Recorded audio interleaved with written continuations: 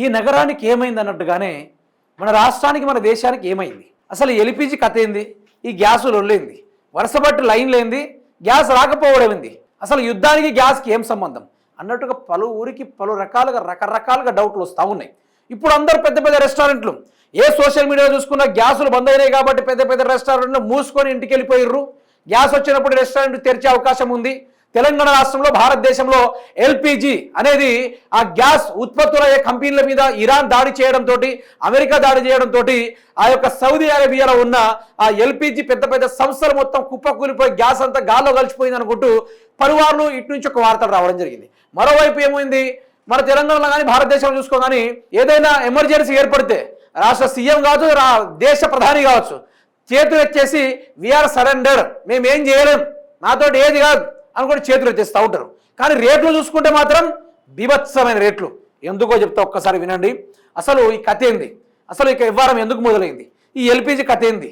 మరి గ్యాస్ బద్దలైపోతే ఒకటి గ్యాస్ ట్యాంకర్లు ఇట్లా ఉంటే నేల లోపల ఉంటాయి, అంతేనే కదా, మోస్ట్లీగా బయట తెగేసి ఉంచరు కదా.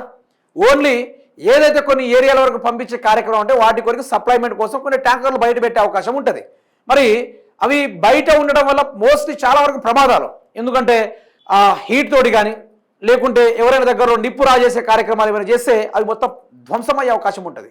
అట్లాంటి వాటిని పూర్తి స్థాయిలో నీళ్ళలో ఉంచే అక్కడి నుంచి రీఫిల్ చేసే కార్యక్రమాలు చేస్తూ ఉంటారు. ఈ దేశాలకు ఆ యొక్క క్రూడ్ ఆయిల్ కావచ్చు, లేకుంటే ఎల్పిజి గ్యాసే కావచ్చు, ఈ సిఎన్జి కావచ్చు, ఏదైనా కావచ్చు, దాన్ని సప్లై చేయడానికి ఒక రకాలుగా వినియోగిస్తూ ఉంటారు. కానీ మన రాష్ట్రం కానీ మన దేశం కానీ ఎంతకు తెగించిందో మీరే చూడాలి. ఇక హార్మూజ్ని దాటుకొని భారత్కు చేరిన శివాలిక్ 16 రోజుల తర్వాత గుజరాత్లోని ముంద్రా పోర్టుకు ఖతార్ నుంచి 45,000 టన్నుల గ్యాస్ను మోసుకొచ్చిన ఎల్పిజి ట్యాంకర్ షిప్ మరో 46,000 టన్నుల గ్యాస్తో భారత్లో ప్రవేశించిన నందాదేవి 80,000 టన్నుల క్రూడ్ ఆయిల్తో వస్తున్న జగ్ లార్కీ.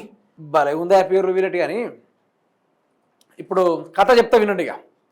నరేంద్ర మోడీ గారు అధికారంలోకి వచ్చినప్పటి నుంచి ఫ్రీ గ్యాస్ అన్నాడు ఫస్ట్, తర్వాత 200 పెంచాడు, తర్వాత 500 పెంచాడు.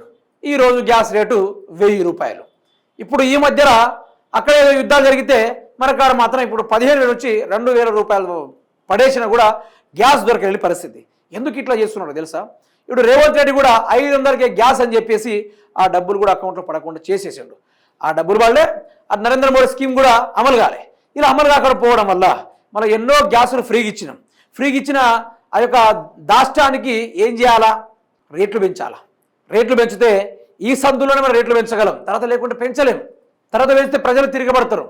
యుద్ధాల వల్లే ఇట్లా రేట్లు పెరిగినాయని చెప్తే కథం ప్రజలు కూడా ఏమో చూడరు, ఏమనుకుంటారు, ఆడేదో యుద్ధాలు జరిగినాయట అందుకనే మన గ్యాస్ రావడం లేదు అనుకొని ఈరోజు ప్రతి ఒక్క పల్లెల్లో, ఊర్లలో, సిటీలో గిదే ముచ్చట మాట్లాడుకుంటున్నారు. యాక్చువల్గా ఈరోజు బీజేపీ కొత్త డ్రామాకి తిరలిపోయింది. ఈరోజు ఒక్క గ్యాస్ మీద దగ్గర 1,500 రూపాయలు ఈరోజు అమాంతంగా కలెక్ట్ చేస్తూ ఉంటే భారతదేశ జనాభాల నుంచి వసూలయ్యే పైసలను ఒక్కసారి లెక్క పెట్టుకోండి. నరేంద్ర మోడీ ప్రజలకు ఇచ్చేదేందో కానీ నరేంద్ర మోడీ ప్రజల నుంచి తీసుకునేది ఎక్కువైపోయింది. మరి గ్యాస్ రేట్లు ఫ్రీకి ఇవ్వాల్సిన మనిషి ఈరోజు పెంచాల్సిన అవసరమే వచ్చింది. గిట్లా గ్యాస్ని ఎక్కువ రేటుకు పంపుకొని కొన్ని వేల కోట్ల రూపాయలు సంపాదించే దిశగా కేంద్రం కానీ రాష్ట్రం కానీ ప్రయత్నాలు చేస్తూ ఉంది. మరి ఇప్పుడేమో ఎల్పిజి గ్యాస్ వచ్చేస్తుంది, మనకు దగ్గరలో వచ్చింది, అన్ని యుద్ధాలను దాటుకొని పుణ్యక్షేత్రాలను దర్శించుకొని మన భారతదేశం అడుగుపెట్టనుందని ఆయన మాట్లాడుతున్నాడు. ఇప్పుడు దీనిపైన రేవంత్ రెడ్డి గారు ఎందుకు మాట్లాడడం లేదు? ఒక మాట రేవంత్ రెడ్డి గారు మాట్లాడాలి కదా. ఆయనకంటూ ఈరోజు మన రాష్ట్రం నుంచి డబ్బులు తీసుకుపోతా ఉన్నాడు, కేంద్రాన్ని కడతా ఉన్నాడు, కథలు చేస్తూ ఉన్నాడు. కానీ ఈరోజు మాత్రం నరేంద్ర మోడీ ఎఫ్ఐఆర్ గురించి ఎందుకు మాట్లాడడం లేదు? దేనికోసం మాట్లాడడం లేదు అంటే మన తెలంగాణ రాష్ట్రానికి ఓడరేవు ప్రాంతం లేదు.